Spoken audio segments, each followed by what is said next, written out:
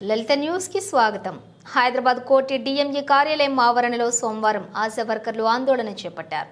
CM Revanth Reddy ASHA వర్కర్లకు ఇచ్చిన హామీ ప్రకారం 18,000 ఫిక్స్డ్ జీతాలు ఇవ్వాలని డిమాండ్ చేస్తూ ఆశా వర్కర్లు నిరసన తెలిపారు। కాంగ్రెస్ పార్టీ ఎన్నికల ముందు ఆశా వర్కర్లకు ఇచ్చిన హామీలను వెంటనే అమలు చేయాలని ఆశాలు డిమాండ్ చేశారు। దీంతో డిఎంజీ ఆఫీస్ వద్ద ఉద్రిక్తత వాతావరణం నెలకొంది। రంగంలోకి దిగిన పోలీసులు ఆశాల మధ్య వాగ్వాదం చోటు చేసుకుంది। ఈ నేపథ్యంలోనే వారికి నచ్చజెప్పేందుకు ప్రయత్నించిన ఏసీపీ శంకర్ను ఆశా కార్యకర్తలు చుట్టుముట్టారు। దీంతో పోలీసులు ఆశా వర్కర్లను అరెస్ట్ చేసి అదుపులోకి తీసుకున్నారు। ఈ నేపథ్యంలో ఓ సంఘటన చోటు చేసుకుంది। పోలీస్ స్టేషన్లకు తరలించే డీసీఎంలో ఉన్న ఆశా వర్కర్ సుల్తాన్ బజార్ సీఏ శ్రీనివాస్ చారిపై చేయి చేసుకున్నారు।